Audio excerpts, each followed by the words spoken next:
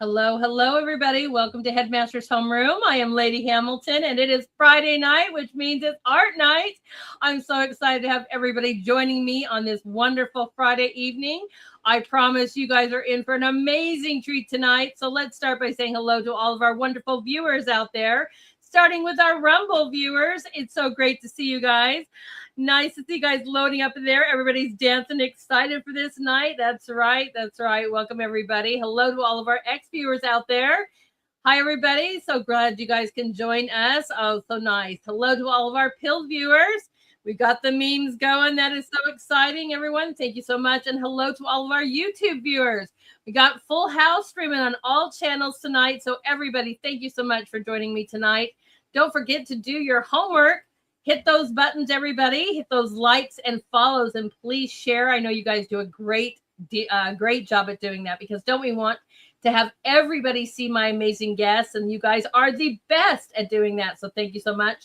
And don't forget to support the show, rant, subscribe, your pills, your cash ups, your tips, and all that stuff. I am so grateful for all of you, not only joining me, but all of the love that you give to me in every single way. I am, again, super grateful to have everybody here tonight. Well, like I said, it is Friday night, and that usually means art night of some sort. So tonight, I am so excited to have an amazing guest on tonight, everybody. We are welcoming Christopher J. Smith, Broadway producer, playwright, filmmaker, speaker, and creative visionary whose remarkable journey proves that impossible dreams can become a reality. A former police officer and youth leader, Christopher stepped away from a secure career to pursue an extraordinary calling, bringing the true story of John Newton and the message of redemption to the Broadway stage. With no professional training, industry connections, or financial backing, he embarked on an 18-year journey that culminated in the acclaimed Broadway production, Amazing Grace. From Broadway to the National Constitution Center at Independence Mall and the Empire State Building, Christopher has inspired audiences through storytelling, creativity, perseverance, and faith. His work has earned critical acclaim and touched countless lives through theater, film, and live events. Tonight, we're going to explore his creative process. We're going to hear his amazing story. We're going to hear about his power of encouragement, the importance of grace in a divided culture, and what it truly takes to pursue a dream when all odds seem impossible. So I have a little video I want to show you real quickly so you guys get to see who we are talking about tonight. I'm super excited about introducing you to him. But here's a little snip for you guys on the amazing Christopher J. Smith. We close tonight with a hymn, a great hymn, perhaps the most famous of all. Your musical is on a marquee on Broadway. How does a small town cop get that to happen? Belief. And a new day. Christopher Smith is the writer of Amazing Grace. In 1997, he was a police officer who loved to read about history. I was wandering through a library and pulled a book off a shelf at random. That book was about John Newton, a British slave trader in the 1700s. After years of selling slaves to America, Newton was himself held captive in West Africa. After his escape, he almost died at sea. He lived through a hurricane on a sailing vessel, and it was during this dark night that he finally cries out and says, "God, have mercy." One of the most iconic songs in the Western world was a result of this life, this transformed life. As a young man, Newton was an avowed atheist, a slave owner, and a slave trader. Newton's transformation comes when his ship almost sinks in a storm, and he prays to God to save him. He's very honest about who he was and what he did. And when he says he was a wretch, that's not hyperbole. He really was a wretch. It's only at the very end do we hear the song. And every night, people in the audience rise from their seats and join in.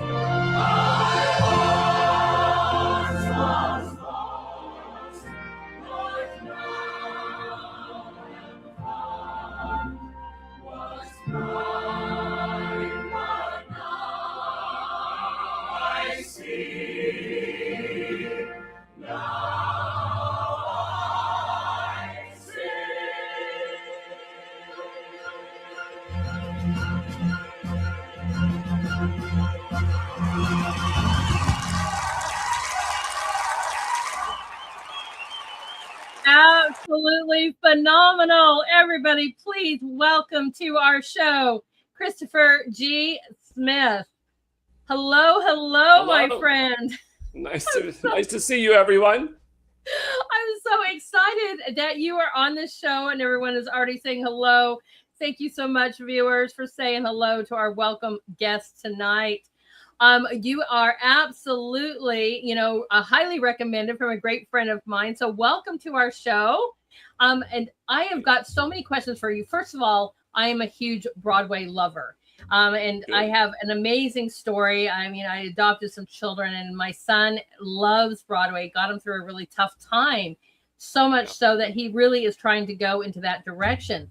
And so I go and try to see one or two a year. But with that being said, I am just so encapsulated by your story because I want everyone to know where you were and how you got. So let's start with, you had a whole different life. So I'm going to let you kind of introduce yourself and take it from there. Sure. When I was young, I didn't even believe in God. I was a very loud atheist. And then God sort of found me when I was 17 years old, and it transformed my life. And I went into ministry, but I was also a police officer. I really wanted to help people in person at the point of need. So I did one or the other. I'd be a full-time police officer, part-time, or I'd switch. Right. And at one point I was doing a youth hockey league, and that's when I went into this room. The only reason I went into the room was because it was air conditioned. And I used to go along the books and I just go, and I'd pull a book, random. Right. And what I was really looking for was something to talk to young people about, because it's tough to get young people talking. Mm-hmm. So I'm always looking for little discussion starts. I sit down, I read this book, and I didn't read the foreword. I never read a foreword to a book. So I'm reading it just as a story.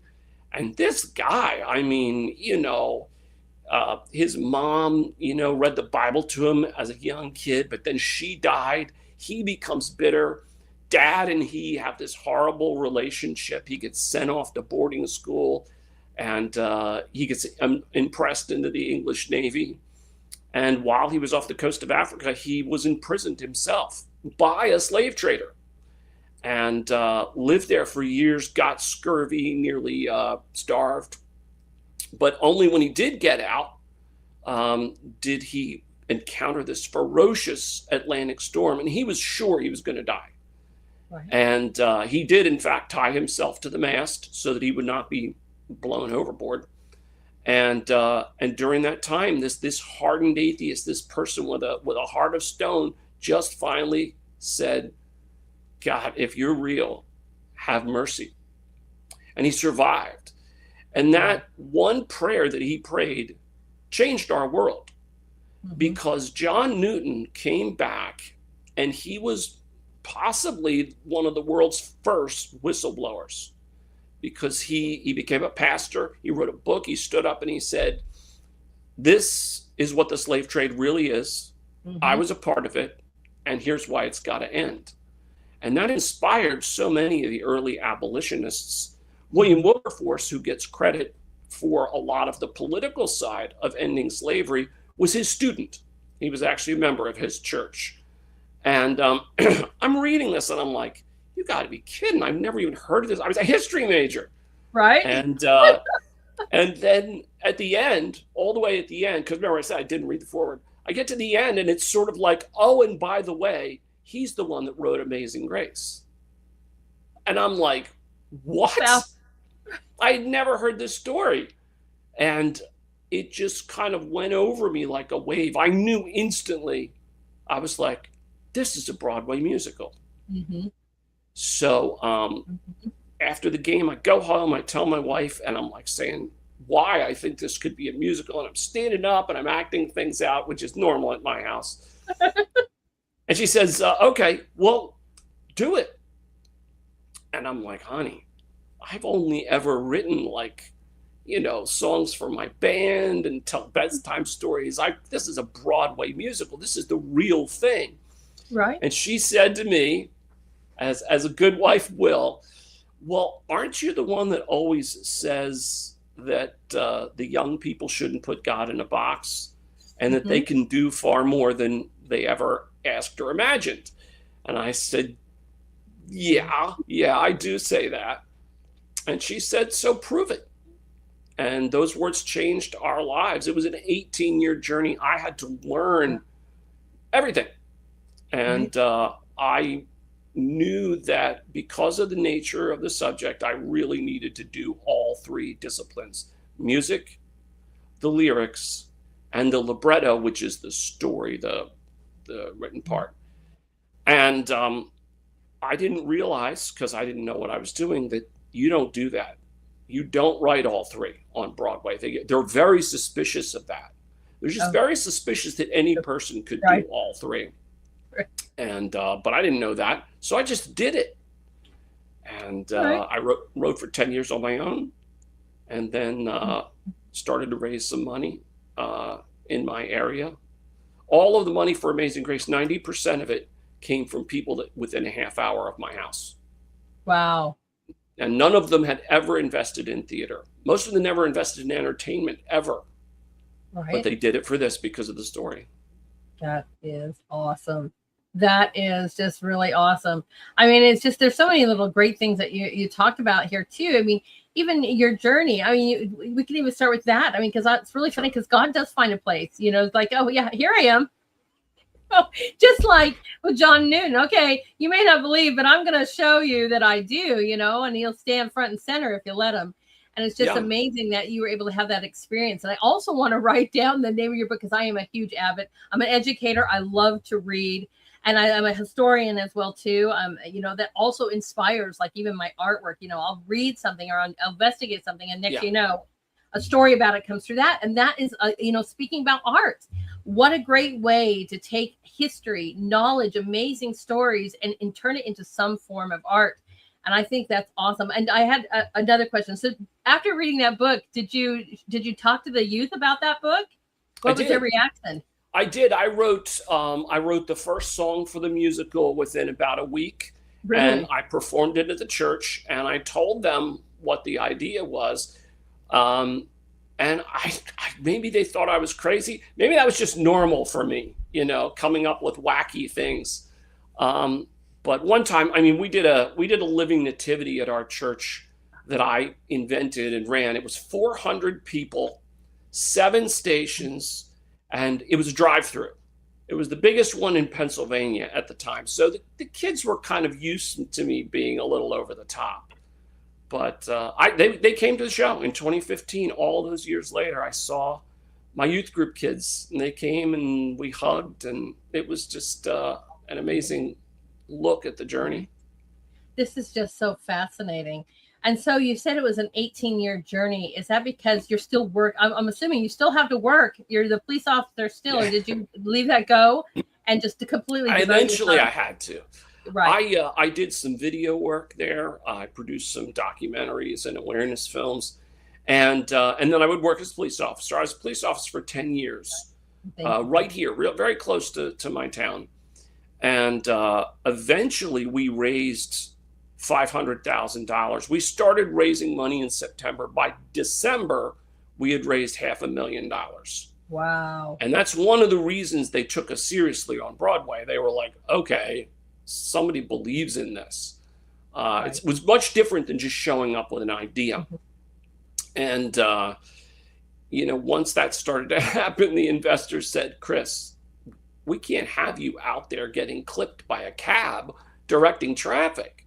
You got to stop. Right. So I did, and I had a stipend that came from the show. So I wrote full time after that.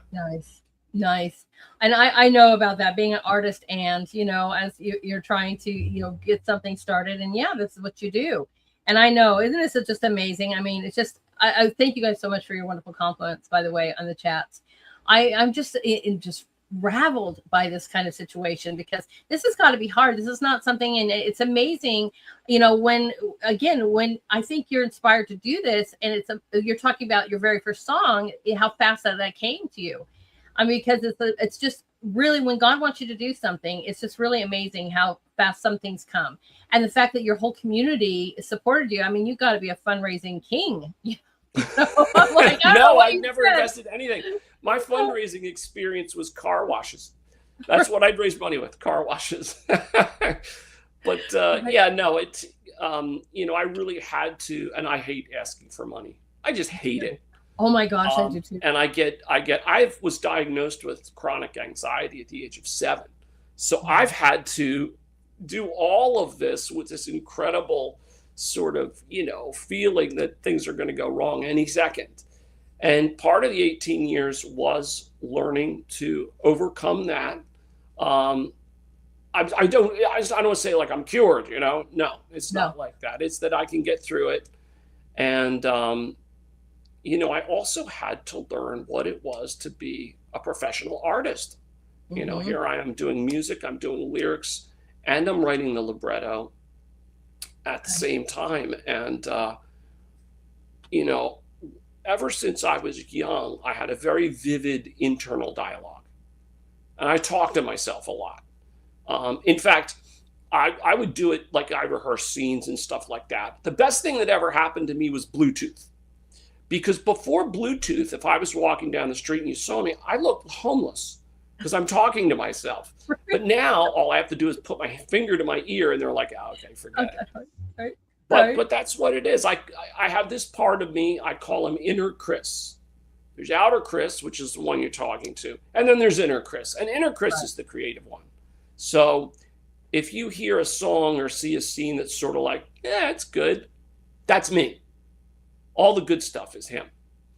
And making peace with that voice is part of the journey of becoming an artist. And it's one of those things that is a constant struggle. The reason it took 18 years is because I was learning these 3 disciplines over time. And by the way, at the end, I wrote for 10 years on my own. And then at the end, I had a great team with me. And I had Arthur Jerome was my mentor. And he taught me what it is to be a writer. He taught me how you behave inside a rehearsal room, how you cut things, how you, hang on to things and all that kind of stuff. And it was a great blessing just to have him. He's a legend. He's taught all generations of writers. He was at Carnegie Mellon.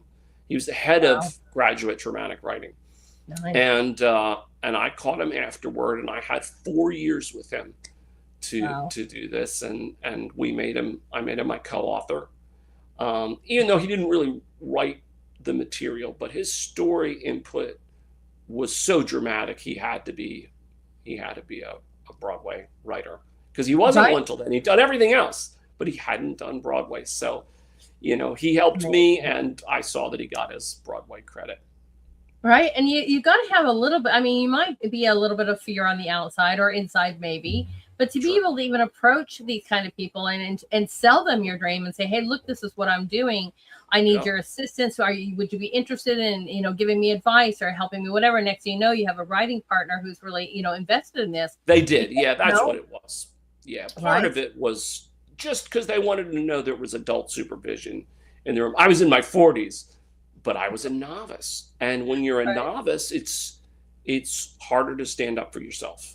Right. And I had to stand up for myself because of all the people on the team. I was the only one that had an experience like John Newton. I'm the only one that went through that. So it gave me an excellent chance to talk to them and sort of reflect God to them at the same time as I'm actually talking about the show. Right. So I have a question, because you said you had to be taught how to behave at a rehearsal. So I'm a little kind of curious, because I'm sure there's something a little funny about that. I didn't know you had to be taught that either, but I want to know about that. Oh gosh, I got in so much trouble. I got in trouble a lot because I said what I thought. Our set designer was Eugene Lee. Eugene Lee is a legend of the theater. He did the sets for Wicked. He won the Tony Award for Wicked. So this guy, he designed every Saturday Night Live set and every Tonight Show set that you ever saw until about 2020. He designed it himself. So this guy is a true legend and a heck of a nice guy. He's passed away now. But at one point at the end of the show, he had this really beautiful, like fabulously beautiful idea of this symbol that would rise from the back of the stage. And this thing was huge. I mean, you could land a helicopter on it. It was big, 45 feet.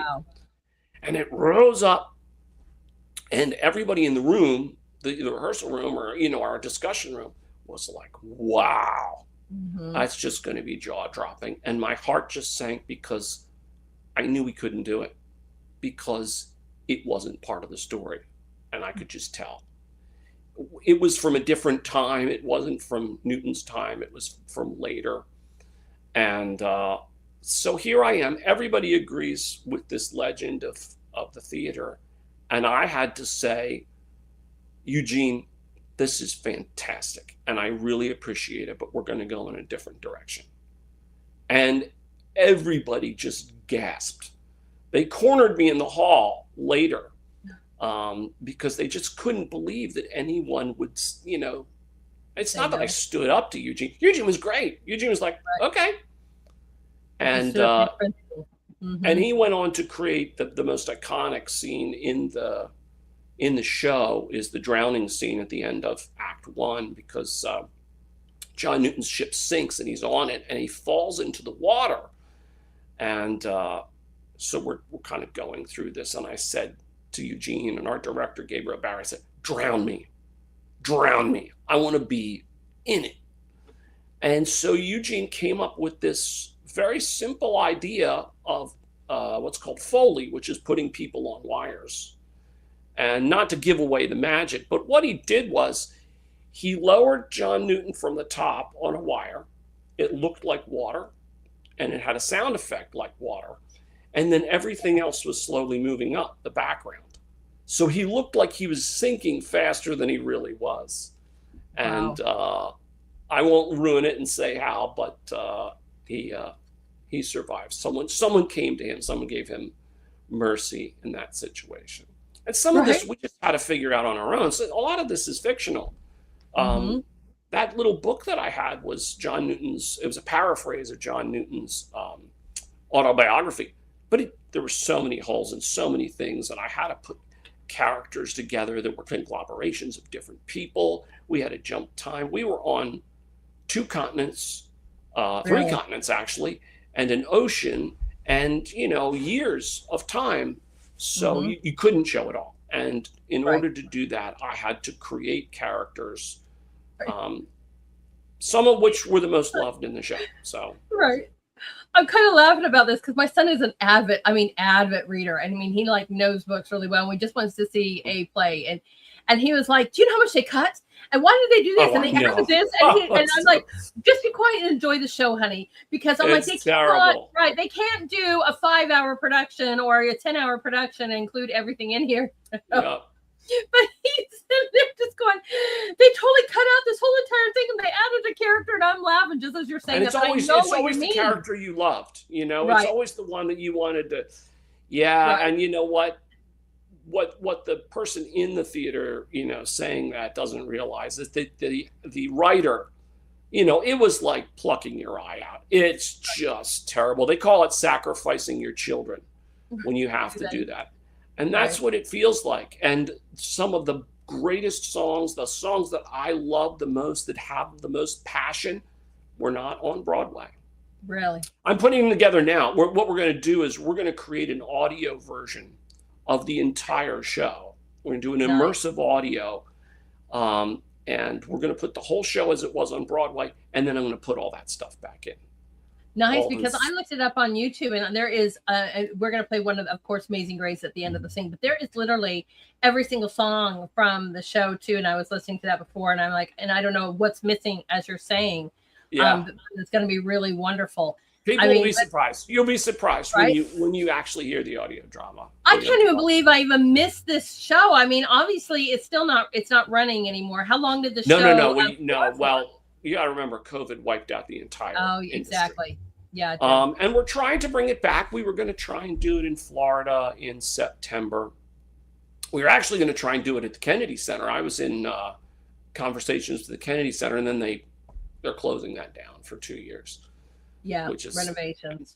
However you feel about it, but it would have been great at the Kennedy Center. We'll find somewhere else. In fact, if there's any listeners out there who have a theater and, $15 million, even $10 million, just write to me at christophergsmith.com.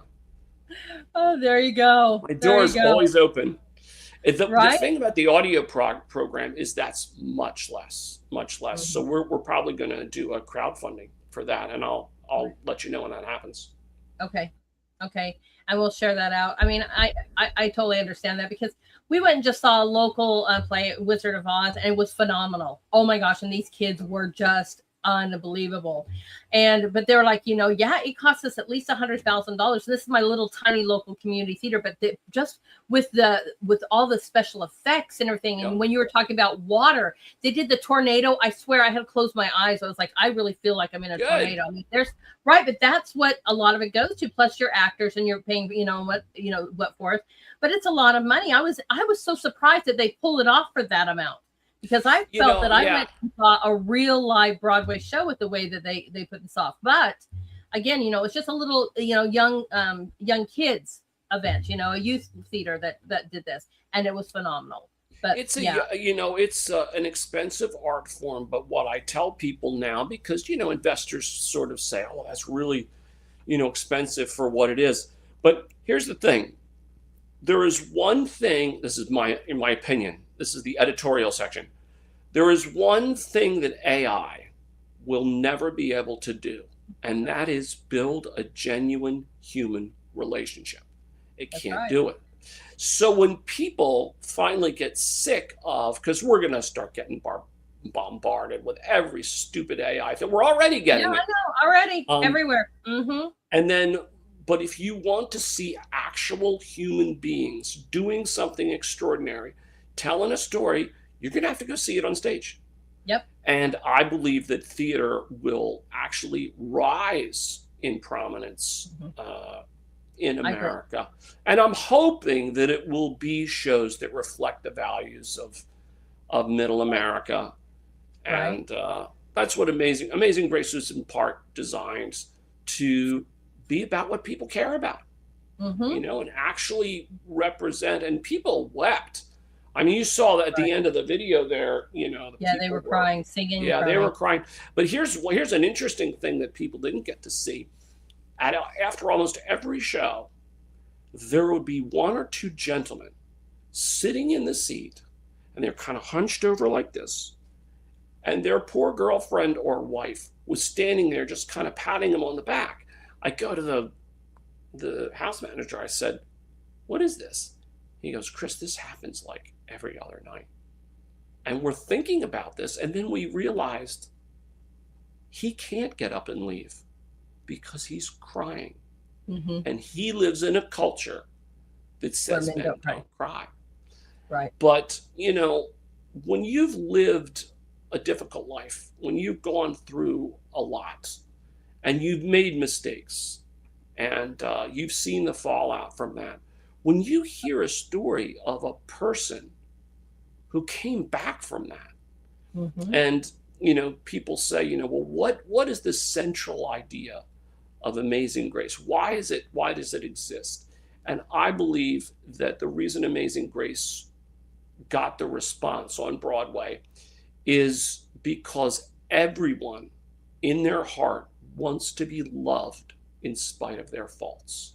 That's right. And when you see that, the great thing about John Noon is it's undeniable. It happened. It's history. It's not like Les Mis is fictional. It's beautiful and I love it, but it's fictional. But this really happened, John Newton, and we got on Broadway. Our approval rating was 96% positive. Right. And that's the same as Hamilton. Hamilton opened in the same month as we did, in the same year, and their response rate is 96%. So it's the only way we're similar. Right. Because, yeah, I still haven't Got a seen it little when more money. that is my great grandfather, and I still haven't seen that play. But I would just rather read about it. I know him so intimately, but he was another, eye opener of he worked in that trade when he was a kid and came here. He's like, I know about this, so I totally understand. But back to this, I think about the play and the story of John Newton is, whether you served the country or you went through some kind of trial and God saved you through his grace, hence the song, you can relate to that. And it pulls that song in general. Even it's my husband's, and oh heaven, if you put it on bagpipes, he might have to watch.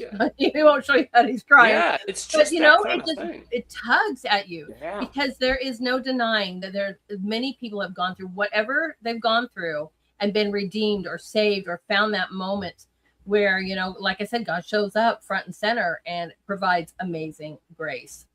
At one point, my producer came to me and said, we were watching all these people crying and singing at the end. And she said, these people cannot all be Christians. We're in New York City. I mean, a lot of these people were just people that walked in off the streets. Mm-hmm. Why are they crying? And I thought about that and I realized even if you didn't at that moment believe that God's grace was real and was for you, you wanted it to be true. Mm-hmm. You wanted it. You could feel that hole in your heart. And we had plenty of stories all the time. And you can go and read the reviews on Ticketmaster. A lot of people that were deeply touched by it. And of course, I get the stories. Even now, I get the stories of people who, were really... There's one lady who she hadn't written in 3 years. Her husband had died, and she just couldn't write. She was a historical fiction author and very good and well known, and she couldn't write. And she wrote to me and she said, "Listen, I came to watch Amazing Grace, and I went home and I wrote a chapter for the first time in 3.5 years." And it's inspiring. Yeah, those stories are inspiring.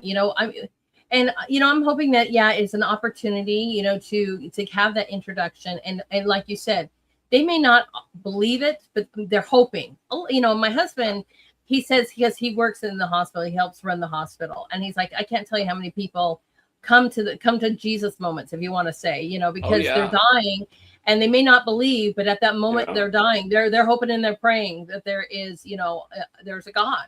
And it's amazing because I see it all the time. But going to something like this, like you said, you may not have that feeling, but you're going to be like, I hope it's true. And but it also shows that people I think really relate to the fact that this person went through hell, almost died, and was able to not only come back, but to come back and to serve and become a pastor and to write beautiful music. And they're like, it also shows that there's always a path, no matter what. You can start over. You can, you can do something great with your life. It just shows promise in people's futures and lives. And I love these kind of stories that are just absolutely horrendous to start with. And, refining fire, if you want to call that, and then come out to do amazing things and change the world. And so that's awesome. Go ahead.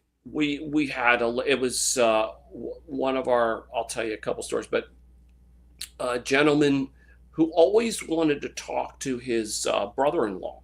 His brother-in-law was from New York and just had a hard heart. He just hated Christians and he hated the whole thing. He was very resistant. And my friend always wanted to talk to him about the gospel. And there was just never an opportunity. I mean, it was a complete shutdown.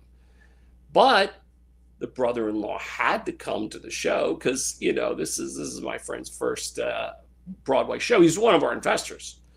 One of the first investors. So they finish the show and this guy doesn't say much. And then they walk out onto the street and he turns to my friend and says, "What happened in there?" Right. And my friend's like, "What do you mean?" He says, "I want to know what happened in that room." And he could feel it. He felt it. So over the next block and a half, my friend talked to him about God. And 2 weeks later, that gentleman had a very serious health event and he was in a coma. And my friend went to visit him. Wow. And we don't know if people in comas necessarily hear you. Some do, some don't. But my friend said, I want to talk to you about that time on the street. And he said, I want to pray with you. And if you can, just pray with me right now. And that man died. He died like a day and a half later. Wow. So the idea that this friend of mine actually got that chance. I know theater seems sort of like, fun and a diversion and a way to sort of forget your life, but it doesn't have to be. No. And the kind of shows I make are really trying to be a reflection of the deepest things in the human heart. And this is why I want the whole world to hear it. I want to do it in an audio, and listen to it while you're, driving in the car or, doing the dishes or whatever, and hear it in your own language too, because we can make translations. Yes, very important. And people are screaming for stuff like this, because I can't tell you, I know my audience, and I just went and saw a play last Christmas, and we actually got up and left after a few acts, because you're like, you took the story and you broke it and you made it all whatever. And, I don't like that they DEI everything, or I shouldn't say DEI, but transition everything. And they're like, I get upset with that. I just want to go see, a real great, it's like the Christmas story. Yeah, and then all of a sudden, just show me a human story, please. We all know that story. And all of a sudden somebody's gay in it or somebody's whatever. You're like, you completely ruined it. Why can't you just play the Christmas story the way it's supposed to be? And we're like, we're out. We're out. We went to see something that we thought was a family wholesome movie, that we've all grew up with.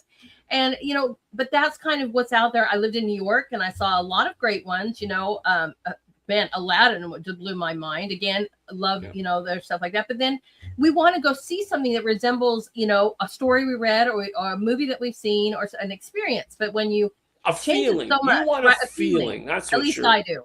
Yeah. Right. And so now you're bringing in something godly. And I think our nation, if not the world, is really wanting something beautiful like this. That's why, for the most part, I think that's why Hamilton probably was so big. It's because you were telling a story about a founding father. Again, I've not seen it. I'm not 100% in love with that, but they were screaming for something historical. So now you're bringing history. You're bringing God. You're bringing beautiful music. And I don't doubt that it was amazingly popular. And I did read the reviews and I did see that you're rating. And that just goes to show you that you need to do more of this. I don't know if you're thinking about that. We can get into that a little bit further. But I didn't know if you want to play and introduce our guests, because I don't know how many of you have even seen this. I've got your whole list of music and songs. I was going to ask you what one of your favorite songs from the show was, besides Amazing Grace. I'm saving that one for our close. And that one I didn't write. That's I can't take credit for that one. No. The song that I wrote that started the whole thing was Testimony. Okay. And Testimony comes right at the moment after John Newton has cried out for mercy. And it's the next morning, and he wakes up and he realizes he's alive. He has been spared. And he sings this song, Testimony. And the thing is, nobody knew if you could even capture the experience of redemption in a song. It had never been done. And I didn't know either. So when I wrote this very early on, I was basically saying, all right, God, if this is possible, you got to show me. You got to make it real. Because even I was skeptical. The only person that never doubted that I could do this was my wife, Alana, who was my best friend, and she was my prom date. Or I was her prom date. That's what I was reading. You guys have known each other since prom. Oh, yeah. Right? You said the love of your life, your beautiful prom. You took her. She was your prom date. Were you dating before prom? No, we weren't even dating at the prom. No, I wanted to date. I wanted to date her very badly. And she said, no, I want to be just friends. And I said, no, because I didn't want to put myself through that, But then I went back 2 weeks later and I said, listen, I'm sorry. I do want to be your friend. And that started an amazing growth curve for me, because I had to learn what it was to love someone selflessly, which I'd never done before.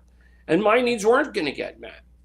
And then she started dating my best friend, which was like torture, Right. for years, you know. But we grew, and you know, college started. I got engaged to someone else, the wrong someone else. Wow. And then after that broke up, you know, Alana and I sort of came back together as friends, and then the light switch went off. I'm not even sure why it changed. I guess what really changed is her heart. I think she knew what she wanted at that point. She'd been cheated on, and she'd wasted a lot of years with this other fella, and Right. and this was it. You know, she just it was right before her graduation for college, and she graduated, and then we could be together every day, and we just hung out constantly, and we got married a year and a half later. Wow. That's awesome. And that wasn't the end of the challenges for you guys either, because I was reading about, you know, she's gone through, you know, some serious life challenges, and yet Yeah. more refining of the fire. So you can talk about that now. We can play any of your music, but I also want to get back to I do want to touch base on this, but you guys, and maybe you should talk about this, because I don't know how long it was until you guys had your baby, but Yeah. talk about trial and refining fire. You guys are really put in a situation of, you know, I think sometimes these trials strengthen your love and relationship even more. Oh, So, yeah, right? absolutely. Yeah. But if you want to talk a little bit about that, you are Yeah, welcome to. well, what had happened was we had been working with this theater in Texas. The first thing you have to know is Broadway shows don't go straight to Broadway. No. They have to get tried out somewhere else. So there's huge theater. It's like 2,000 and some seats in Texas, and we were going to do it there, which is where some of the shows, Broadway shows, have gone. So we're working with them. They have a big star who we're thinking of for John Newton, and then Alana and I find out we're pregnant.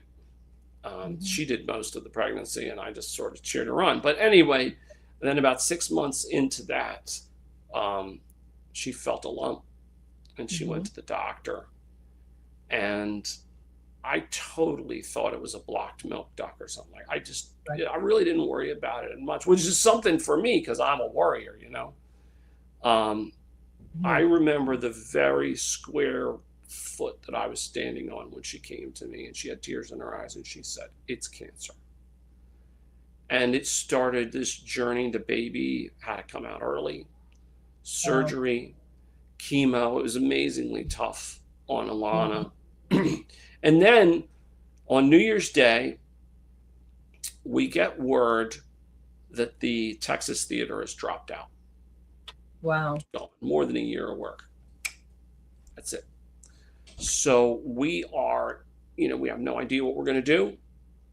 We had to go to the radiation treatment. So we're in the radiation clinic, and we're just sitting there, just stunned. You know how it is when a huge life event comes, and you just, you don't know what to say. You don't even know how to pray. Your prayers are just, there's this Bible verse that says that the Holy Spirit intercedes with groanings that are too deep for humans to understand. And that's what it was like. It was just a cry of the soul. So we're sitting in the clinic, and they had all these paintings all around, just you know, like historic homes or something like that. Well, we get a call from the Goodspeed Opera House. The Goodspeed Opera House is like 200 miles away. I've never heard of them, but they're a big deal in theater. They launched The Man of La Mancha. They launched Annie.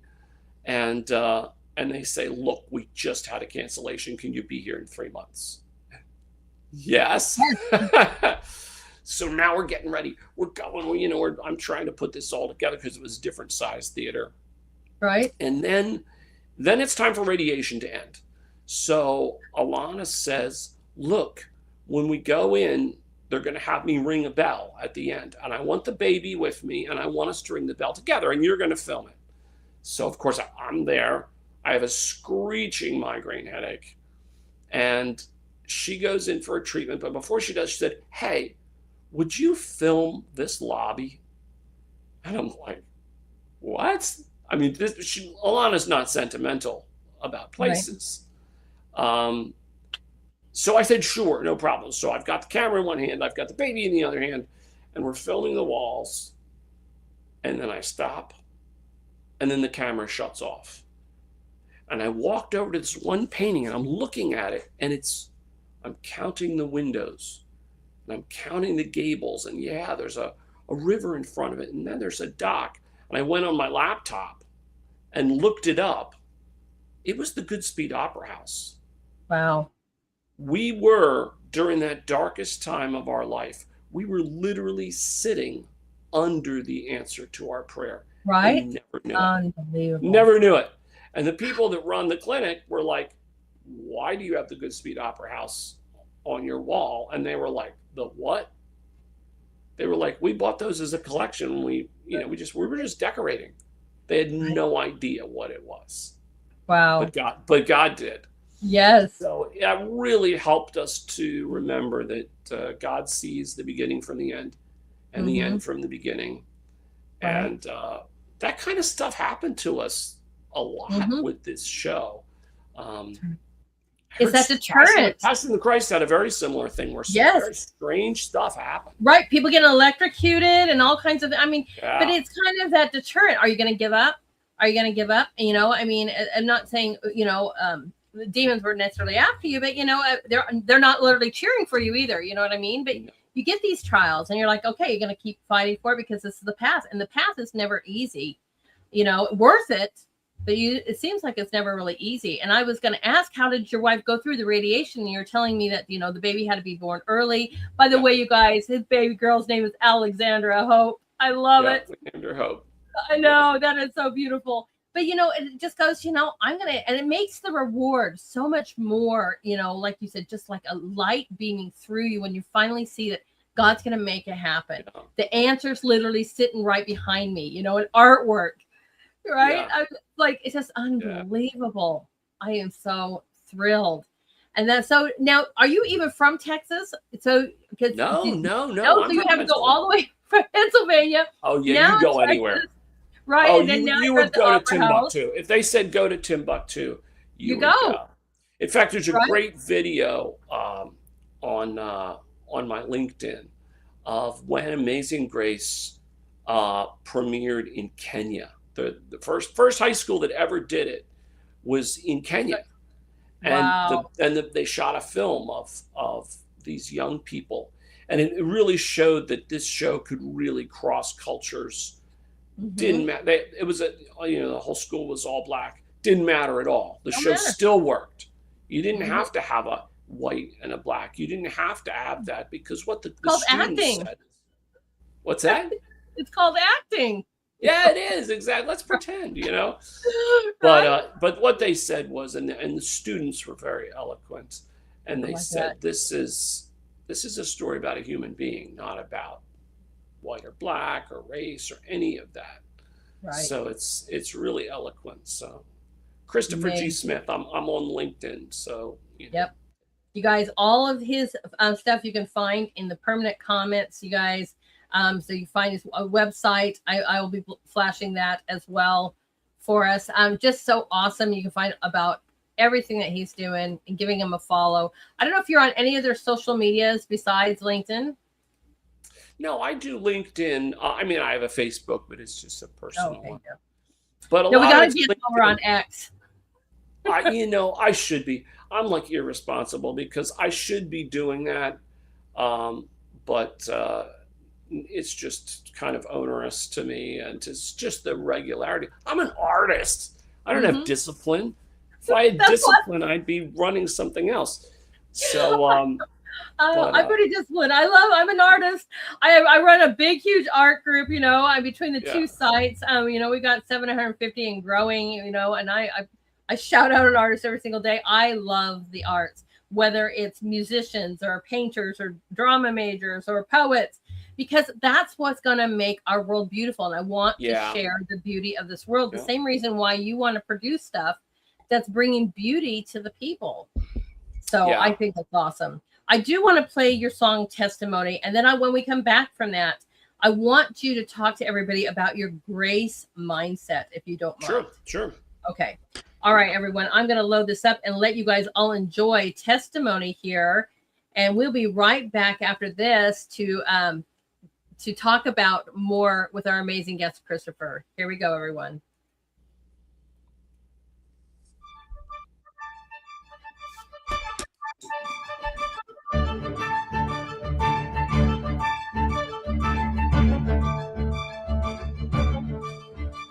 In a moment of truth,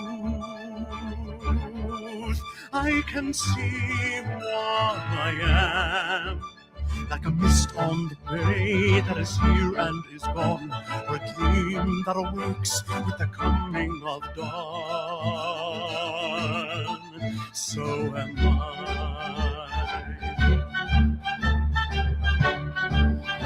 I could feel something more stirring deep in my soul, a burning for things I've neglected so long, a yearning to sing the rest of the unfinished song of my life. And the man that I was, I cast upon the fury of the sea. Let the wind and the waves wash away the fool I used to be. And I won't be ashamed to stand and proclaim I am free. I am free. And I knew in my soul it was not in me to change. But God in His mercy has called me by name, and He lifted me out of the pit of my shame and ordained I should live. And the man that I was, I cast upon the fury of the sea.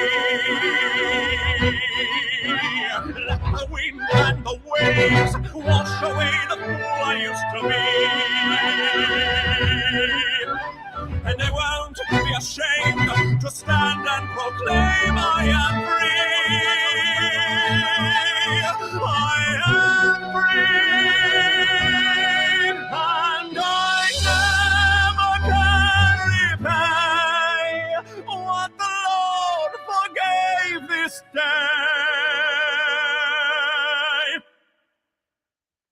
He came for me, came to set me free.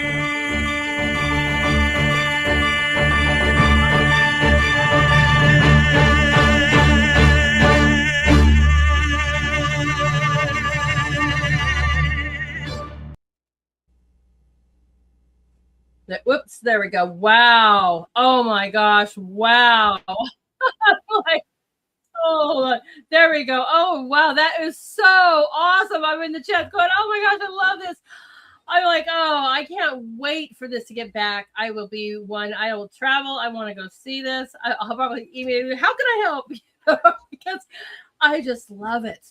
And it's amazing. What a powerhouse. Now tell me who sang that real quick. Let's Okay, so that's Josh Young. He's Tony nominated actor. And Wow. the music direction was by Joseph Church, who was the music director of Lion King. How we ever got these people to actually do the show. It's because you got to remember, they were taking a career risk. I was a complete newbie. It also is it's not your standard Broadway show. It was epic. There were 31 actors on stage, which is huge for this day and age. And it was a period piece. They were shooting and slapping and kissing and, drowning. And it was just I think one of the reasons it affected guys so much is it was a guy show. We're like having a gunfight on stage, I've seen clips. But there was also this romantic element, and when you watched that original video, you saw that there was a lot of embracing and touch, And our director, Gabriel Barry, really made it an intimate show that was huge, which is a contradiction in terms. You really, I mean, once you get to a certain scale, it's very hard for it to be intimate. But Gabriel Barry did it, and so. Yeah, they did. Okay. Wow, I know. Yeah, we lit up the chat with that. I knew you guys would love that. I've got, you know, some more clips and everything, you guys, that I will show you later on. But that was just amazing. And I just am so excited to celebrate you.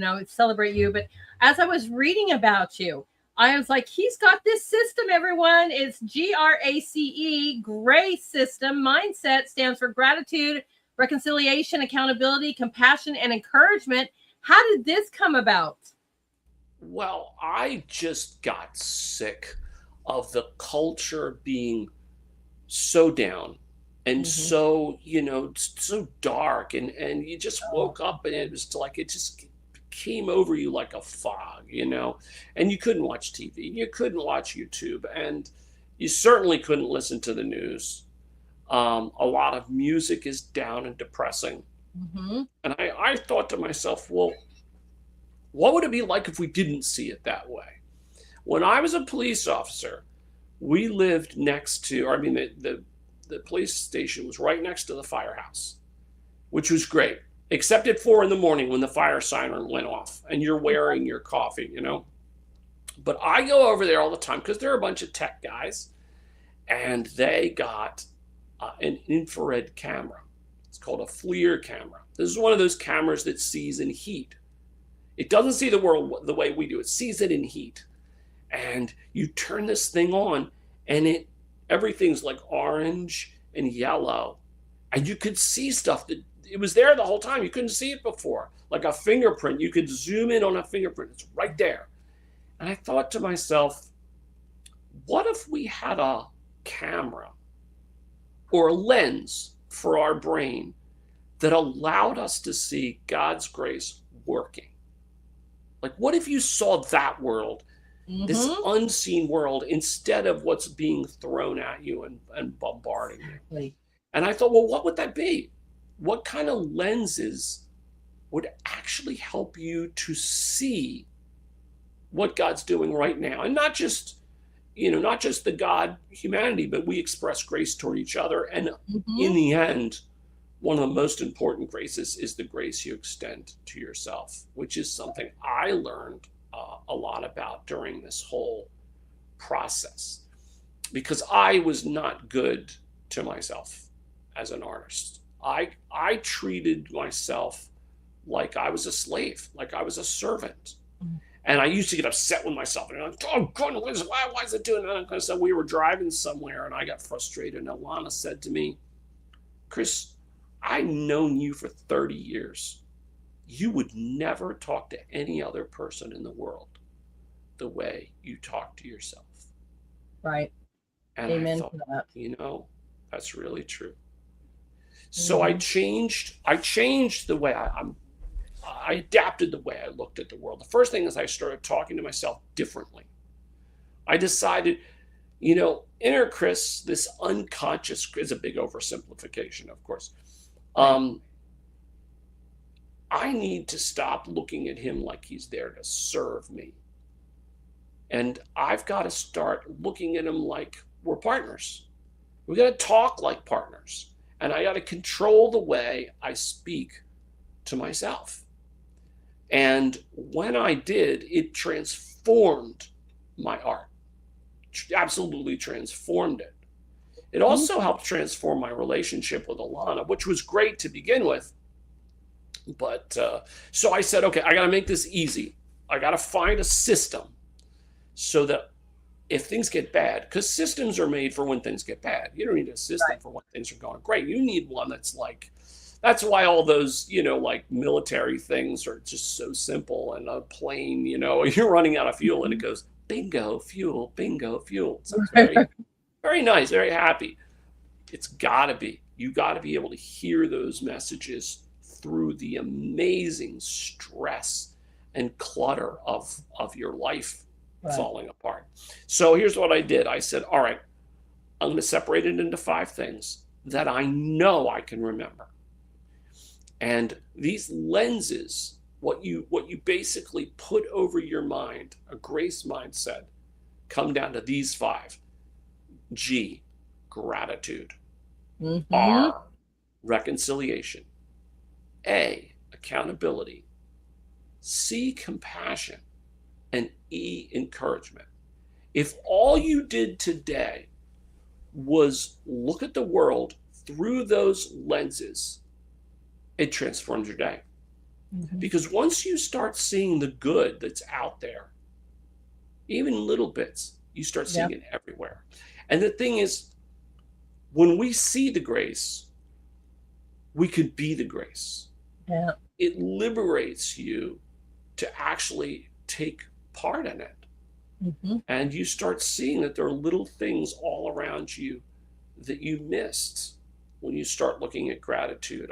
That's the one I use most is gratitude, because I do still worry, and I do still have these terrible times where, you know, I'm feeling like everything is, you know, going down the tubes. There's nothing I can do.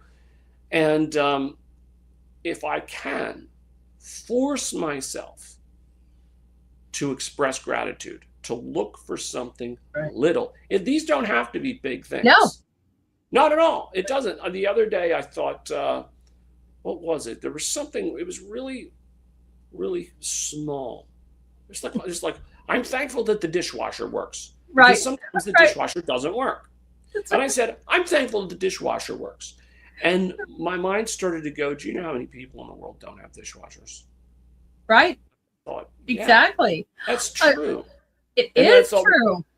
And they said, you know, well, hey, guess what? What else? You know, and you see little things and you go along and you develop a mindset. Everybody thinks mindset is like from the 2000s because of the book about growth mindset, which is a great book and a great way to look at your life. But mindsets are way, way back. They're from the Bible. Yeah, and there's that verse that says, set your mind upon the things above and not the things of the earth. Right. That's a mindset. That's a mindset. That's right. Verse. So I you know, it's funny because I had an author on, and she wrote a book about joy, and she was talking about gratitude. And she's like, you know, one day I was just like, I'm so grateful for scented garbage liners, right? She's like, it could be little. But I try to talk about this on my shows, especially on Sundays and whatever, and I've had so many shows on gratitude. I mean, it's like, how do we talk to ourselves? How do we wake up and the first thing is like, oh my gosh, look at these wrinkles, or I'm like, whatever, or I just look so fat, or I look so tired. Instead of saying, I am alive today and I'm a child of God, or I have a beautiful home, or I have how do we speak to ourselves is so bad, but this slips all the time, everyone. It's something you have to actively build as a habit, because as I'm running certain things or whatever, and also they're going like, why are they not doing this? And why are they, and instead of going, you know what, but they're active. I need, and even today, as we're speaking about this right now, I need to be grateful for the little things. And I'll probably put a post out, you know, about how I'm grateful, instead of, because, you know, those little negativities will slip right in and will get you right back. And so this is something, it's a constant reminder. If you guys want to, I have this up, if you guys want to take this down and take a snapshot, put it on, you know, your fridge, but also sticky notes of, you know, today's going to be great. I am possible. I am whatever, because as soon as you turn a corner, those negative things can come sliding right back in. And especially about how we treat our own selves. And I'm so glad that you brought this up, because we are the worst with ourselves. You're like, you would never at work, you never talk to anybody in your family. And then you're inside yourself talking so many terrible things about yourself. And then you wonder why you don't feel good, or you're not prospering, or you're not happy. Yeah. As well. You're living with a negative person. You are handcuffed to an incredibly negative person, yourself, you know? But your brain is not just leading you around by the nose. You're connected. You can influence that other side of yourself. And it does influence you, but it's a partnership. And when I transformed the way I spoke to myself, what I realized is I said, okay, conscious Chris is like the manager. He gets us there on time. We're properly fed. He knows what's going on. but for the reason of inner Chris being able to do this. Gosh, somebody said to me, they said, what's it like being creative? And I said, and I came up with a very inner Chris answer. I said, we are all standing above a dark river, which is flowing beneath our feet. Mm-hmm. But between you and the dark river is a layer of ice. That's right. And some people decide to go ice fishing. And they break down through that ice, they chop down there and they throw a line down and they pull up something from the deep, and everybody realizes that's not from here. Right. That's from the deep. Mm-hmm. And I said, some people work harder at it.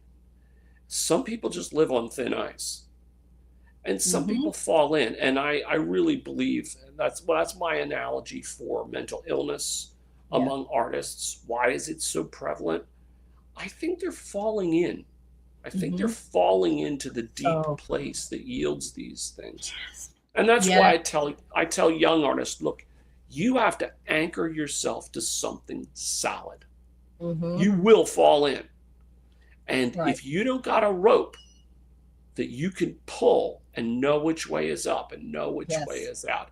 And that's what God is for me. God's that rope, or God's the rock that I tie the rope to.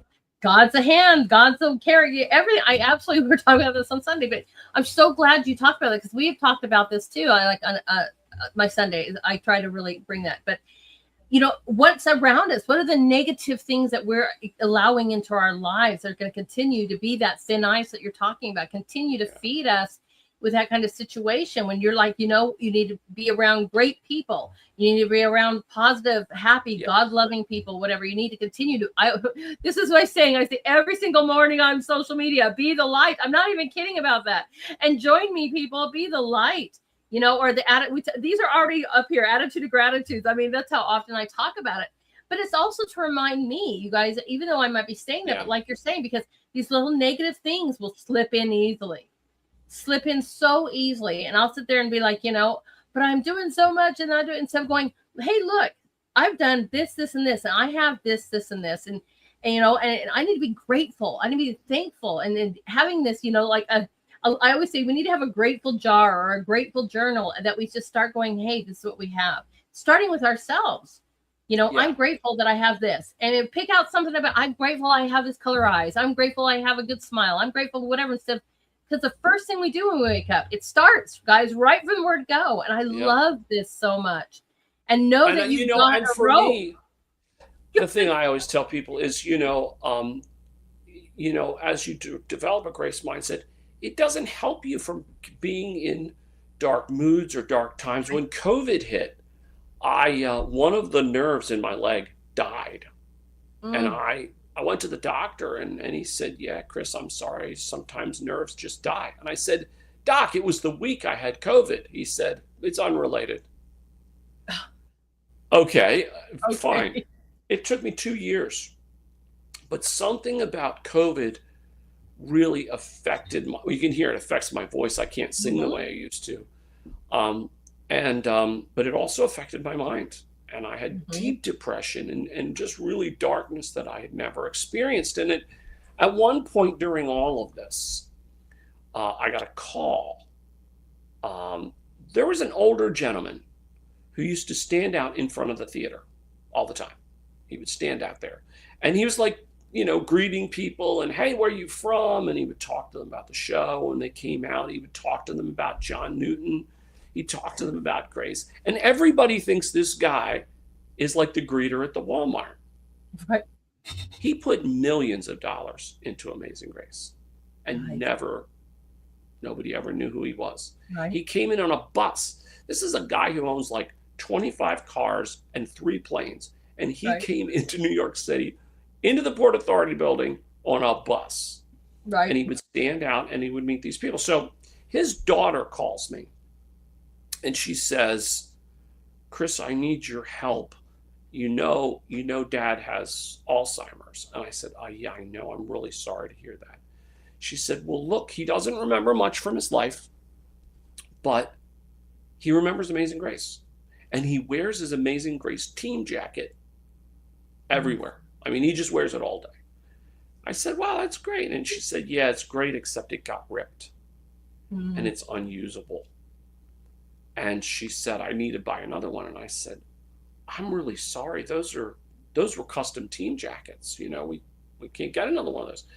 And she's like, oh boy, she didn't know what to do. And then I said, wait a minute. I went and I looked in my closet and I found this jacket. And I said, I got one. And she said, Chris, you can't do that. That's your memory. It's your show. And I said, give me your address. I'll be over. And so I drove to his house and I came in. I had a paper bag. And so I greeted him and her. He had no idea who I was. No idea. Wow. I was just another stranger. And as I'm talking to the daughter, he brings this like tray with like all these photos on it. And he puts it on the dining room table and we sit down and he starts showing me pictures. And he's like, this is Josh Young. He played John Newton. And like, you know, and he's telling me the story of John Newton. And he's telling me the story of the show and what we did. He's handing me pictures. I'm in the pictures. Right. He has no idea. And so as I'm going through this deeply dark, should I give up? And I really did think of giving up completely. And I'm feeling all these feelings. And then I realized, and it just hit me, he's lost everything. Right. He's lost his whole life. But in his mind, he's still on 41st Street. And he's still telling people about the grace of God. Strangers. Right. Me, I'm the stranger. And it was just so hard to not show, you know, my emotion at that moment. And I let him go through this. And I said, look, Alex, I just want to let you know, I found your jacket. And I gave it to him. And he said, oh, thank you. None the wiser. Never knew the difference. Right. And that was the last time I ever saw him. Oh. And then at the funeral, I went to the front of the receiving line. And his daughter was there. And she had a paper bag next to her. And she said, I got this cleaned. I wanted to see that you got this back. And I took it. And that's it. That's it. Right. I always keep that where I can see that, because when things get bad, when they get difficult and you feel like giving up, which happens to artists, it happens all the time. You know, it does. Weekly at least, you know. Yes, but I just remember this guy. Daily sometimes. Yeah. And but this man was a millionaire. He lived his life as a millionaire, but he loved Jesus. That's so awesome. He believed that he had sold a company overseas. And he told me, he said, they overpaid. And he knew, and he said, God told me that the reason they overpaid was so that Amazing Grace could go to Broadway. And then at the end, on the last day, everybody's on stage, you know, the whole cast. And look, you know, when a Broadway show closes, that's breakup day. You're never going to get that entire team together again. Right. And Alex went up there and he said, if, you know, even if Amazing Grace never touched another life, it's still the best investment I ever made. Oh. And everybody just wept, you know. Right. And then to know what happened to him with the Alzheimer's after that. So, but still stuck with him, because that was his anchor. That's how much it means. And that's what he was tied to. Yeah, exactly. Right. Yep. That is the most glorious story. I mean, your whole story is great, but I'm just over here now in tears because that's so amazing. I just kept a clip for my Monday show of Humanity, and it was something very similar. Like, this girl was treated really, really badly, or this woman, and being mocked and whatever, and she comes to this fundraiser and whatever, and they're like, what are you doing here? And she's actually the billionaire, but she's in, you know, sweats, and she's coming in on a bus, and you guys don't even have a clue. because these people love to give. And, and it's just like your story. You just don't know, but their heart and the way they give and their love and their relationship with God and their devotion, to things like your project and to their lives, it's just so beautiful. And you know what? When your heart is right, you realize that it doesn't matter. No, it doesn't matter. All your money is a way of either building a legacy and doing something good, or giving it to someone else. Right. Those cars that millionaires own, they don't just disappear when somebody dies. They go to somebody, kids, and then they sell them or whatever. But your legacy's yours. Mm-hmm. If you touch people's hearts, it's not that you can take it with you, but it's always yours. I make these little memes, and I've decided this is my next meme. I'll put it on my LinkedIn and my Facebook, and you guys can see it later. And I said to my wife, okay, here it is. It's a gentleman, and he's reaching into a safe, and he's getting all this money out, and he's putting it into a suitcase on his bed, and under his feet, he has some things like pictures of his family, like, happy birthday, daddy. He's kind of standing on him. He does this. And then I said, in the background, you have the Grim Reaper. And the Grim Reaper is just kind of sitting back like this, just looking at the watch. Just like that. Just waiting. Mm-hmm. Sort of like anytime. Just because I just got this idea of, trying to take it with you is just ridiculous. Mm-hmm. The problem is when you do that, you walk over the things that really matter. Exactly. The impact you can make on somebody else's lives or multiple people's lives. I just never understand that kind of, it's one of the deadly sins, that greed, Yes, it is. And it is. And I'm not saying they have to give everything up, but it's like, are you doing anything with it? Are you trying to make an impactful, situation for others, or your family and that legacy? What are you going to be remembered for? Being, a demon, or being something that changed people's lives? If you were given that position to do so, I'm hoping that you do, and praying. And by the way, that is your real legacy. Your real legacy is what your kids and your grandkids learned about how you dealt with what you had, and taking the talents you had and the money you had, and doing that. We had one. I'll tell you one more story. There was a lady. It was the closing day, and Alana and I are out in front of the theater, and everybody's smiling and hugging and all that. And they're saying, "Oh, it's great. This is wonderful. Nobody can ever take this away from you." And I'm trying to smile.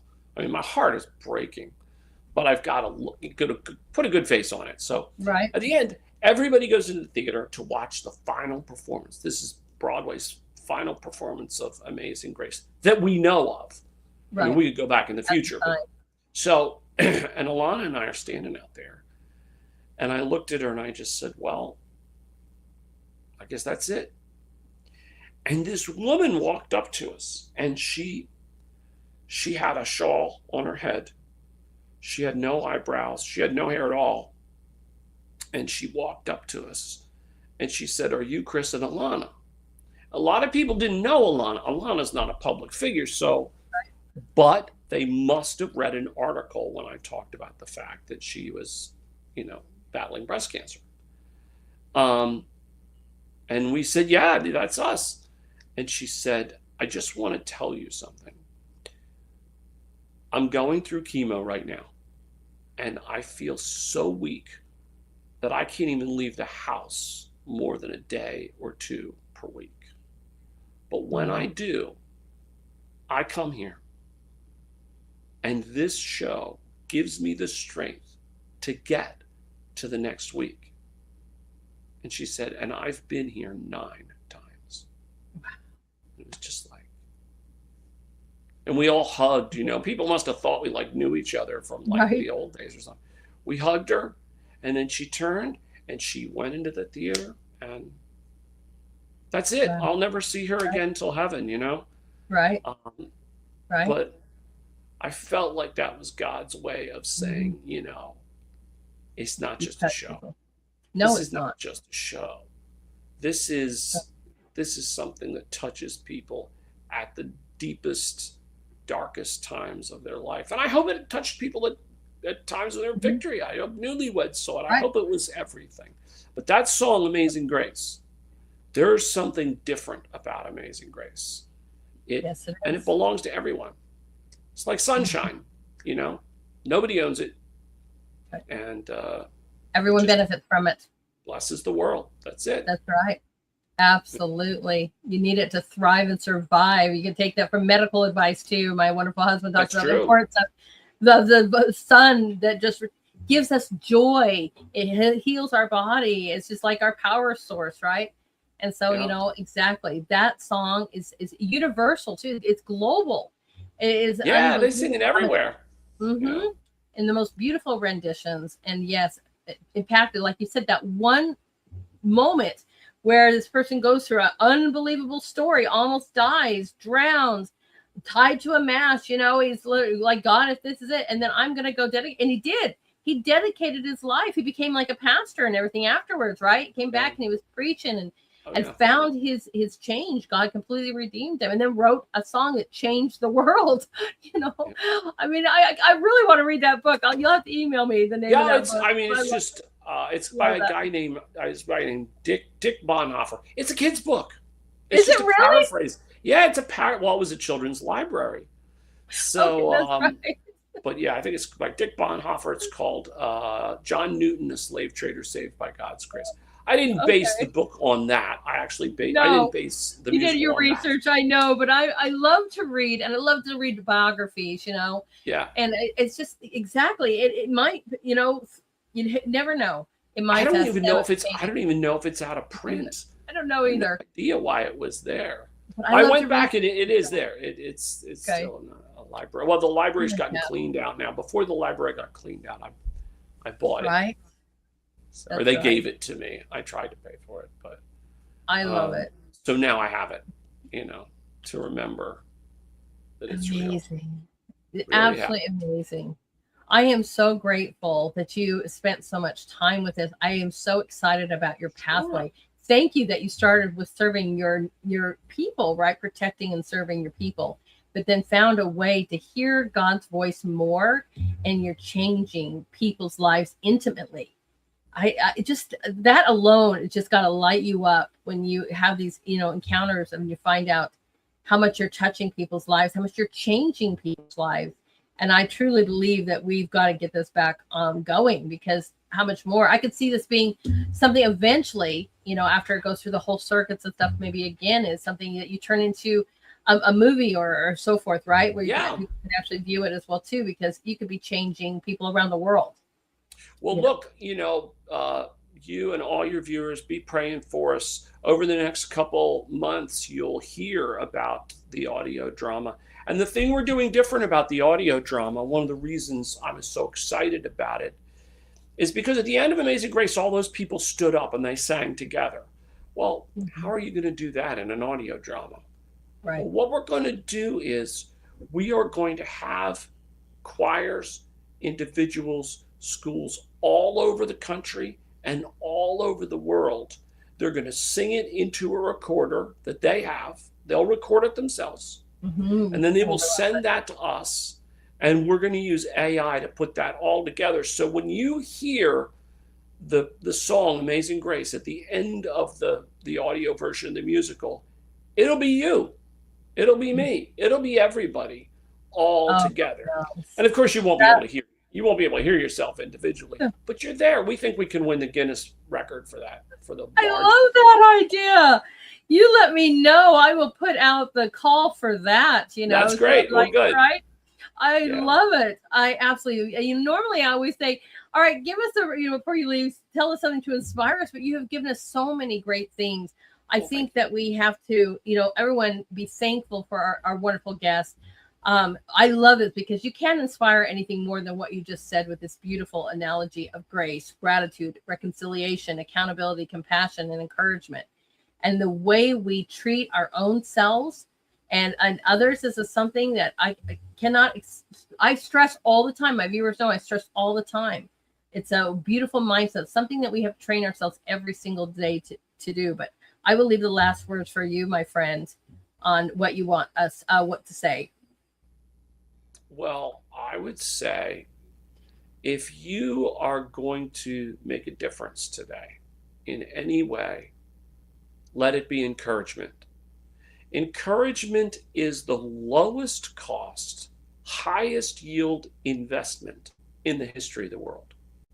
Because when you encourage someone, you have no control out of where that goes. That person could, take that and transform the world. It could transform their lives or other people's lives. Encouragement is a way to help people to see parts of themselves they can't see. That's what Alana did for me. There were lots of times when I thought, oh, come on, how am I going to do this? But when somebody looks into your eyes and says, you know what?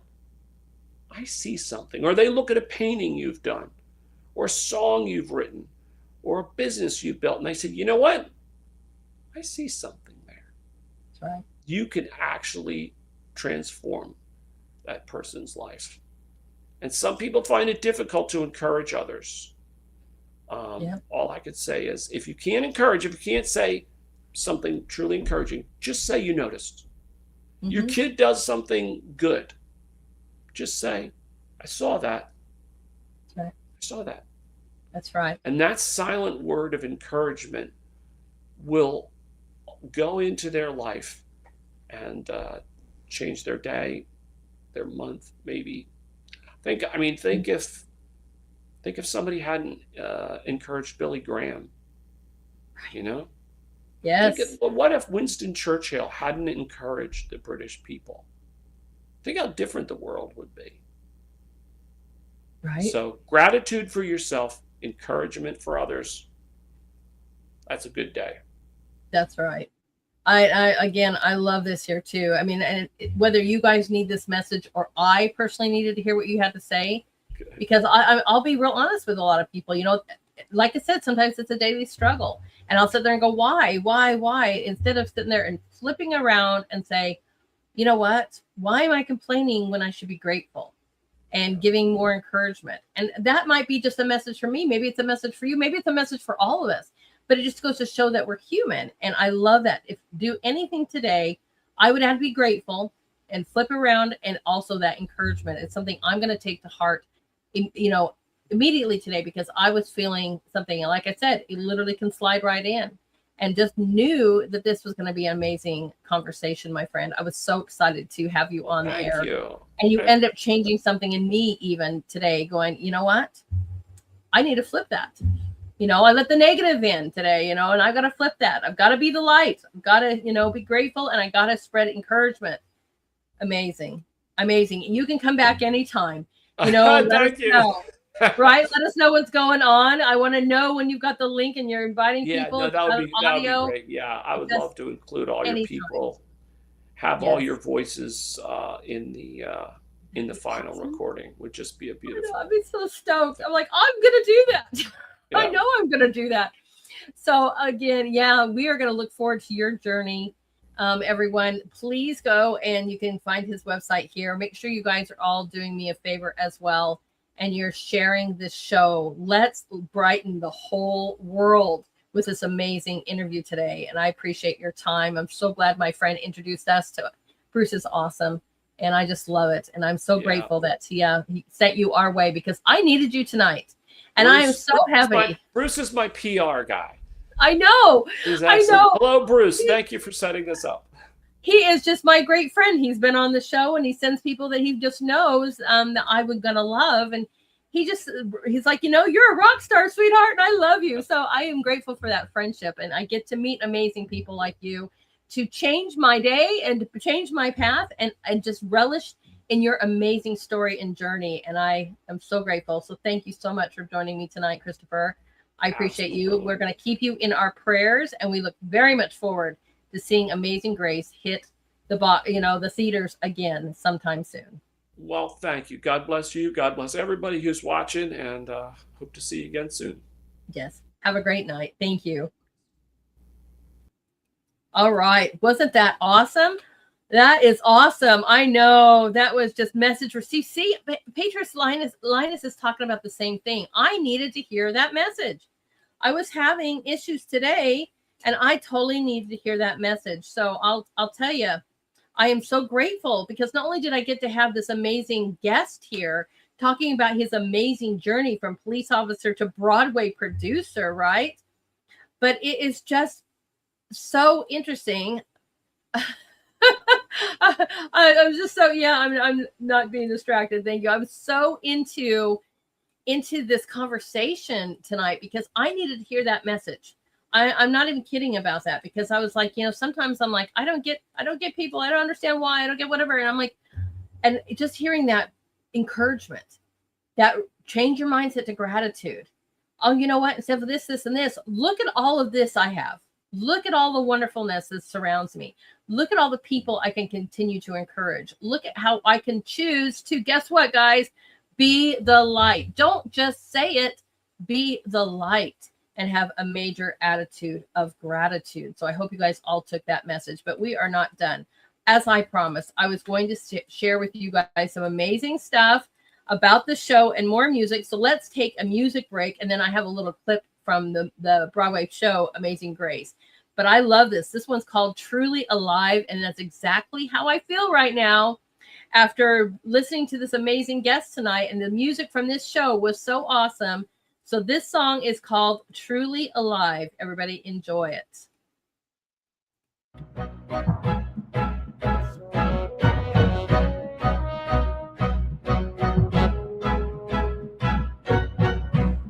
There's a world I must see,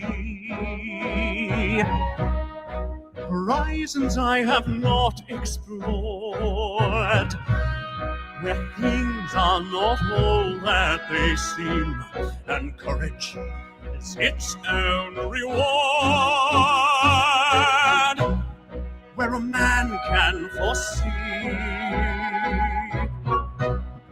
a time when he can finally say, I'm more than my father could be, the master of all I survey.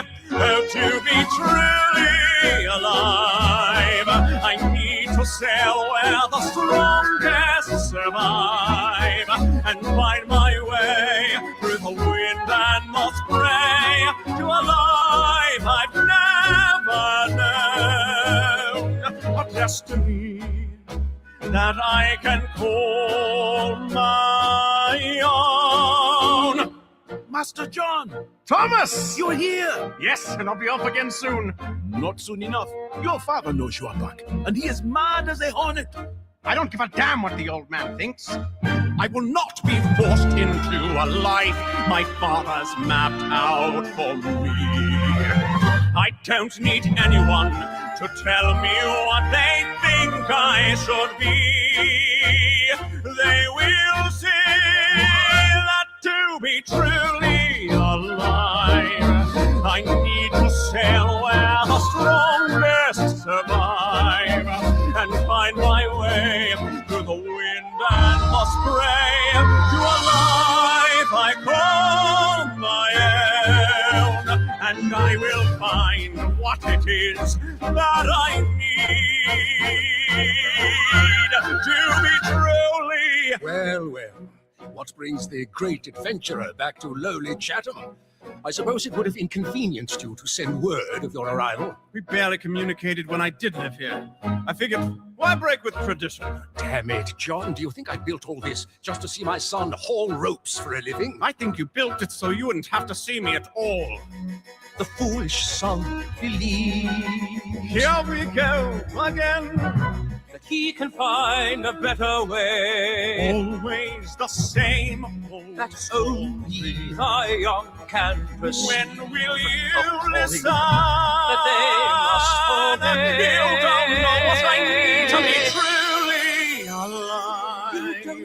I need to sail where the strongest survive. I have been and there. find my Don't tell me my way. business. It's not enough to dream about your life the way you wish it could be. So let me prove I am a man who can stand against the sea. You will see that to be truly alive, I need to sail where the Johnny survive and find my way than what you believe. Yes, I am safe. I know my heart.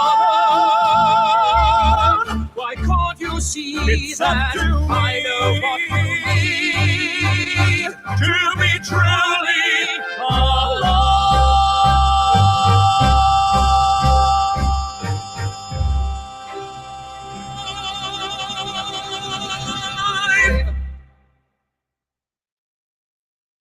Woo! That guy has got a great voice. What you want to do is does he save not? hundreds Oh for my Liberty Mutual heavens. customizes That your car. again, sorry, let me get ready. That was that Josh Young, unbelievable voice. So excited for that. So excited for that. We're going to be leaving with a song by him singing again, Amazing Grace, as our final song today, since this whole show was about this amazing Broadway production, Amazing Grace. How awesome was our guest tonight? I put in all the chats. Please, guys, hit like, follow, and share. I love to share out when we have amazing guests, which I think they all are. But I think I also have amazing communities. I am so grateful that for every single one of you guys, you beautiful, beautiful viewers, you wonderful friends of mine that allow me to be in your lives 5 days a week. I am utterly grateful for every single one of you.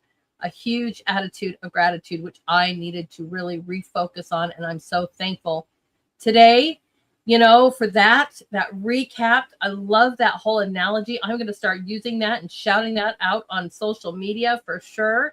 I hope he doesn't mind if I steal this, but I love this acronym, right? Gratitude, reconciliation, accountability, compassion, and encouragement. How beautiful is that? Absolutely beautiful. Well, I'll tell you what, guys. Tomorrow is going to be another great night. This artist also very centered in beauty, right? Absolutely beauty, love for the Lord. So I'm super excited for that tomorrow. We're having another art night tomorrow night. So please join me again as we welcome back Stephen Johnson. He is absolutely an amazing artist. And we are going to sit back and geek out on some amazing artwork and talk about his process and all that he wants to share. I just love this picture so much. He's absolutely fantastic, everyone. So I'll be putting out this promo right after the show. Please come back and join me tomorrow, because in a world of all kinds of crazy, why not spend a few hours with me just enjoying the beauty and the talents that God gives us, right? And I look forward to each and every one of you guys being here with me. So thank you so much for that. I hope to see everybody here tomorrow as well. So, all right. This is the end of our show. Like I said, I'll be putting that promo out. You guys can help spread the word about this show so we can get more people to this amazing community, right? And just pray that God will send the right kind of people that need to hear our messages. I might even change up Sunday's show now that I'm totally full of the attitude of gratitude. I might have to do a segment on that. Right? Because I just want to keep spreading that message. If it's not for me, just to keep reminding that we can do this together, that we can all be the light, and that we can lean on each other. We can have each other. We can be friends with each other, and together get rid of all this negativity, right? Thank you so much, you guys. I thank you, Mabel. He's just a great guest on the show. Thank you so much. I love my times with my friends here, and you're very welcome, Linus. I am so grateful, and Cass too. Beautiful. Thank you guys so much for that. I guess I could show that. You know, I always forget about doing this pop-out chat to show you guys this wonderful, wonderful comments here to me. And thank you so much for that. That also lets our wonderful guests be able to see them as well. So there we go. Absolutely phenomenal. Thank you guys so much for your support. I see that you're sharing, and I'm trying to do something new. I'm trying to sit there and literally say thank you for sharing. You know, I'm trying my best. I might not catch you all, but I see you guys so much. I really do. I see it, and I'm trying to do my best. I mean, if I don't get to you, please know that, there's a lot of you, which I'm truly thankful for. Talk about attitude of gratitude. You guys are all trying to help bring so many people to the show. And again, I have a huge love for each and every one of you. And so thank you for helping to build this show and making this a success. That means so much to me. It chokes me up. I love every one of you guys so much, and I cannot tell you how grateful I am that you guys continue to help me so that I can succeed with this show. 3 years and running. And you know, like I said, I love every single one of you guys, and I have to do this too. I have to thank my beautiful moderators who literally put out and help share the show. But it's more than just the moderators. I see a lot of you guys sharing the show too. And I'm trying to catch it. I'm trying to say thank you. I'm trying to do all this kind of stuff because I'm seeing it, and I cannot say how grateful I am. You got to be kidding me. Thank you so much. Thank you so much. Getting now is a monthly supporter. Woohoo! Let's give her a huge thank you for that. Oh, thank you so much for subscribing to the show, my friend. I appreciate you so much. That is awesome. Every little bit counts because we want these shows to continue. This is what God wants me to do, so let's all make it wonderful together. You guys have ideas you want me to do? I was going to do like a poll. Please give me advice on some of the things you love the most about the shows, you know, so that I can continue doing those. And I will do my best to make sure that we do that. Monday's going to be full of just fun, right? Absolute fun show. It's going to be a fun night as we do Hope and Humanity. And so I don't know, you guys give me opinions on what you want to see on this show, and I will absolutely try my best to make sure that that happens. All right. So you guys, I'm going to put out the promos, and thank you again for sharing those. And I will try to do my best to tell you thank you as I see you guys do that. And please forgive me if I don't get to every single one of you. I'm trying my best, and I love you guys, and thank you so much for helping me so much. You guys can follow me on X, Lady Hamilton AR1. For some reason, those communities are still going over on X, but we do have the backup with Artist Corner TS, and you guys can follow me on Pilled, Truth, and Gab at Lady Hamilton Art. And let's give some love to these guys who joined us tonight in the chats, helped keep in the conversations. And they are just the best. They have been with me, and they're really, really great friends of mine. I shouted them out today on a friend's bus post on X, so everybody can give them a follow as well. But I want you guys to add your friends to that too. You can quote it and tag more people to it. You know, you can put it in the comments, but let's get our friends all connected. I should probably find that for you before I give them a shout out here. Give me 1 second. So everybody, it's like with the friends bus. I hope you guys all see that. So let me find the post here so that everybody can see it. Please go look for it. There we go. There we go. And I'll just load that up right now. Because I want to know. I want to know who they are. So this is what I put out there on my main account, right? It says, thank you for friends. Let's connect. And here is the list of my moderators and so forth. You guys can follow them because I shout them out every day, but maybe you don't know their handles. But I want you guys to quote this and add yourselves to it. And so that we can keep this train going so that we can all connect. Because I know that there's Cask is not on there. Linus is not on there. Gettin's not on there. Ma Bell, you need to be on there, right? RKJ needs to be on there. And so I'll probably start with a quoting of a few people that I'm remembering right now. But let's keep it going so that we can all connect our beautiful community. And so there you guys go with that. All right. But let's give some love for these amazing people as well. As much as I love them, I hope you guys love them as well too. So our amazing JJR SVL, please give him a follow on X, Truth, Gab, Pill, Gitter, and Rumble. Our fantastic Tri-Stater, let's give him some love on X and on Truth. Our beautiful Nancy, let's give her some love on X and on Truth. Frosty Pimp, let's give him some love on X and on Truth. And our beautiful Hockey as well, let's give her some love on X and on Truth. You guys go find that post and quote it. Tag your friends. Let's continue making this community stronger, connected, and celebrated. All right, everybody. I love you so much. I am, like I said, and I promise we're going to be leaving tonight with this amazing song. Oh, no, I lied. I didn't show you the Broadway thing. Let's show you the Broadway thing first, and then I'll come back, and then we will do the song Amazing Grace. I'm sorry. I totally forgot about that. You guys that haven't seen this production, let's take a look real quick, and then I'll come back to say goodnight one more time. But check this out. This is just about 4 minutes. Gives you a little snippet of what he was talking about of this amazing production, Amazing Grace.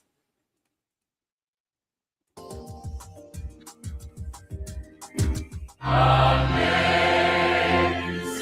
grace, how sweet the sound that saved a wretch like me.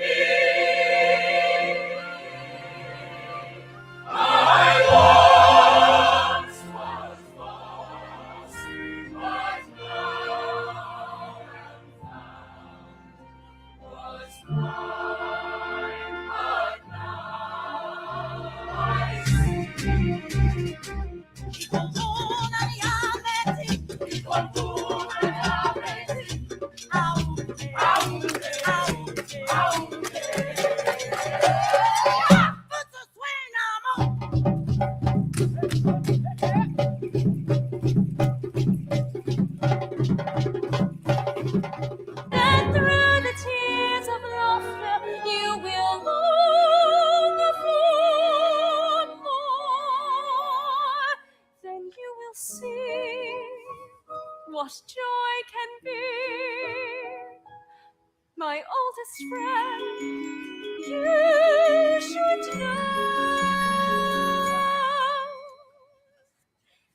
I still believe The darkness will give way today, and it's time, I know it's time.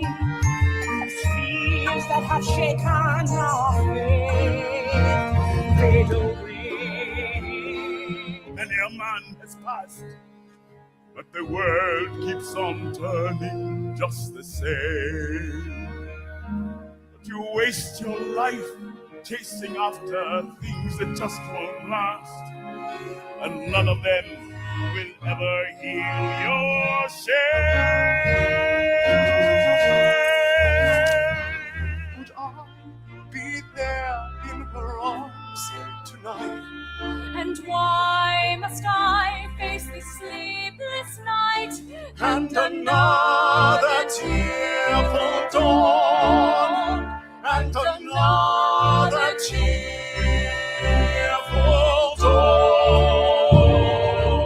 It's not enough to dream about your life the way you wish it could be. So let me prove I am a man who can stand against the sea. You will see that to be truly alive, you don't know what you're asking for, Johnny. There is more to this world than what you think. Yes, I am still my father.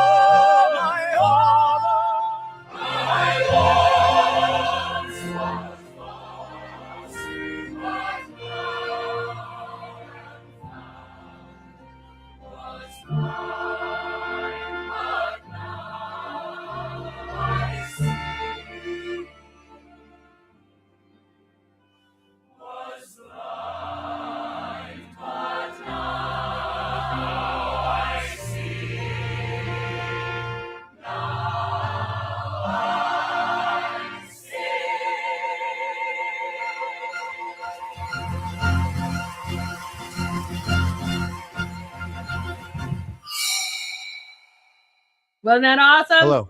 Absolutely awesome. All right. Now we can say goodnight, everybody. I hope to see everybody tomorrow night.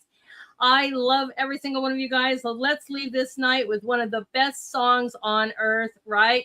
Amazing Grace, one of my absolute favorites, song by that young man, Josh Young. It was so awesome. I hope to see everybody tomorrow night. Everyone, don't forget, hit those buttons, share it out, and everyone have a beautiful night. And most of all, don't forget to be the light. I'll see everybody tomorrow night. Be blessed. Amazing grace, how sweet the sound that saved a wretch like me.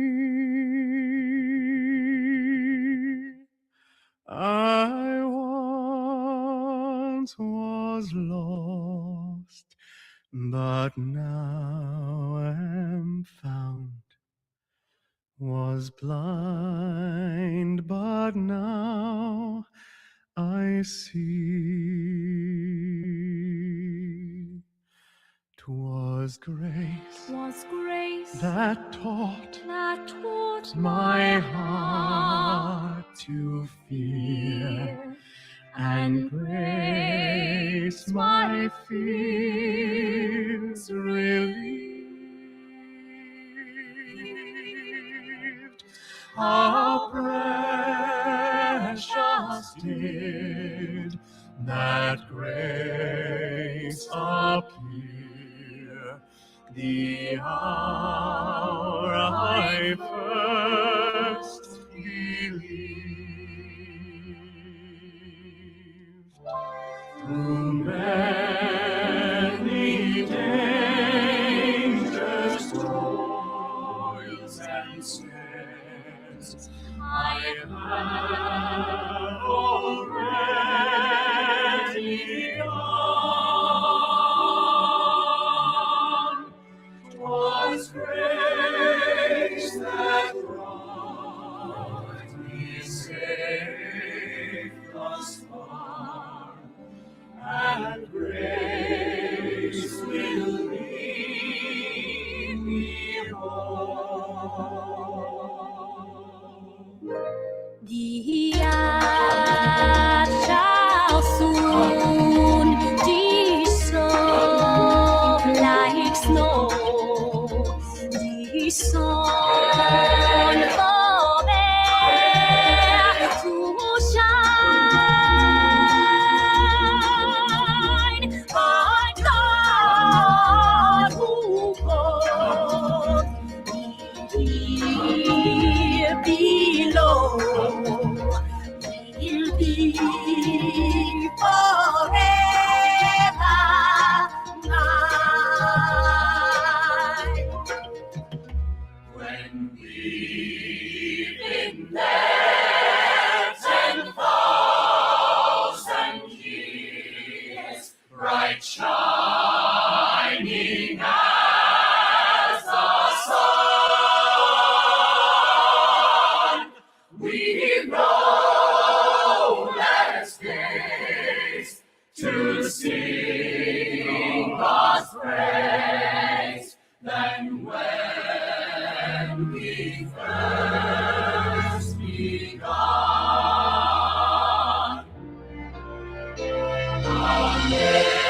Amazing grace, how sweet the sound that saved a wretch like me. I once was lost, but now am found. Was blind, but now I see. Was blind, but now I see. Now I see.